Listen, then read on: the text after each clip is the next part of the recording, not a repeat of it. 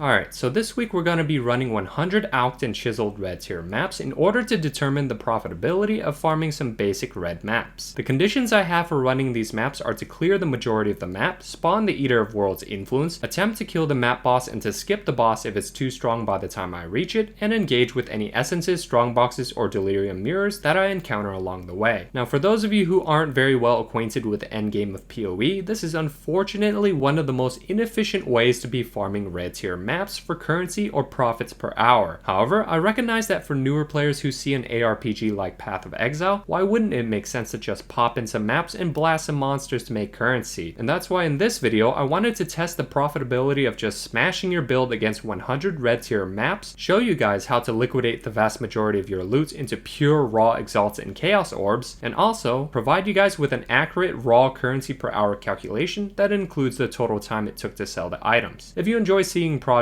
like this one, consider subscribing to the channel. After running the 100 red tier maps, I was able to collect around 15 Exalts worth of loot according to TFT's bulk selling tool. However, we all know how inflated this number could be due to the fact that nobody likes to buy things like rusted scarabs, screaming essences, or bubblegum currency by this point of the league. And so what I did to extract as much raw currency as I could from my loot was convert all of my essences to deafening essences, group them up with my non-rusted scarabs and delirium orbs, and sold them all to a generic bulk buyer like this one on the TFT Discord. From this, I was able to gain a total of 3 Exalts and 125 Chaos. I also placed a sell order for my 4 Screaming Invitations and was able to sell them for a total of 4 Exalts and 72 Chaos. Combine these with the pure Exalt and 66 Chaos that I picked up during the maps, and we have a grand total of 8 Exalts and 263 Chaos of raw currency extracted from this project. I also had a little more than 3 Exalts worth of bubblegum currency, but since I wasn't able to find a buyer willing to take them at the time, I won't be including them in the calculations. As per usual, I broke up this grind into 10 separate sessions where I ran 10 maps per session. Since it took me roughly 30 minutes to complete each session, you can calculate that I was able to make over 170 Chaos per session or 340 Chaos per hour. However, if we also include the time it took to liquidate the majority of the loot, which was roughly 30 minutes as well, we can simply round up and calculate that I was able to make just over 309 Chaos per hour. The build that I used to run these 100 red tier maps was a lightning arrow Deadeye with about 9 Exalts worth of gear. For this project, I basically ran 50 T15 maps and 50 T16 maps with all the essences, strongboxes, and shrine nodes allocated on the passive tree. I also grabbed the following Eater of Worlds passives: Stream of Consciousness and Wrath of the Cosmos. You'll notice that I also decided to grab the small passive nodes all along the top side of the tree as well as in the center, and this is basically to maximize the amount of item quantity and rarity in our maps. With an atlas setup like this, one of the most profitable encounters I came across was the essences. However, since I had plenty of remnants left over from the last 2 projects, I corrupted the monsters that contained either the essence of Scorn, Misery, Dread, or Envy. This was because these essences, when corrupted, have a chance to become either an essence of Insanity, Horror, Hysteria, or Delirium, which is where the big money is at. The next profitable encounter I came across was the Delirium Mirrors, which randomly spawned throughout my maps. Just like any other time I encountered them, these mirrors would yield a significantly greater pack size for the maps they spawned in, as well as drop various loot rewards at the end of their duration. In addition to that, the Delirium Orbs that dropped from them greatly supplemented this project's results at the end of the 100 maps. And last but not least, we have our Strongboxes. Though these were great for dropping more raw currencies as well as sustaining our maps, the vast majority of the profits here came from Operative Strongboxes. Unlike in lower tier maps, these boxes in the higher tier red maps will drop significantly more non-rusted scarabs. Although I did pick up quite a few rusted scarabs still, it is worth mentioning that I also saw a lot more polished and gilded ones as well. Since I ultimately was not able to liquidate any of my bubblegum currencies, including the Eater of Worlds I-Core, we unfortunately have to conclude that Wrath of the Cosmos did not do much in terms of improving our results. However, I will point out that because of this keystone and the fact that I activated 3 to 4 altars per map on average, we did pick up significantly more Grand Eldritch I-Core than both the greater and lesser ones combined. But with how difficult the maps became with each altar activated, I hesitate to claim that Wrath of the Cosmos is worth running if your build cannot survive the greatly increased damage taken. However, if you are running a really strong Headhunter build that isn't hindered by these downsides, Wrath of the Cosmos is incredibly potent for improving the drop rates of Grand Eldritch I-Core. Now, before you guys head back to Ray class to begin blasting more maps, there are a few caveats caveats to this project that you could take advantage of. In my 100 red tier maps, I actually chose to skip most encounters outside of essences, strongboxes, and delirium. With this, we can see that there are clearly lots of opportunities for improving the overall output per map. For example, if I stopped to properly set up and clear the expedition encounters I came across, there potentially could have been more valuable loot to sell. Another way you could improve upon this strategy is by engaging with Blight or Harvest, both of which usually give high yields in loot drops and valuable crafts that other players are willing to buy. June and Alva missions are also yet another way to go if you're looking for even more Exalts to bankroll your stash. Just from taking another look at my Atlas passives, you'll notice that I also allocated none of the Delirium nodes, which I guarantee would have improved the outcome of this project, especially considering the approach I took and the encounters that I was willing to interact with. With how well Grinding Gear Games has incorporated so many of the past league's content into the core game, there are truly so many options that players could take in order to customize their currency farming experience. However, if you're someone who is often overwhelmed with the enormous amount of options that Path of Exile has to offer, I recommend checking out Dakun's channel. His videos usually include very comprehensive guides on how to optimize and farm specific encounters throughout PoE,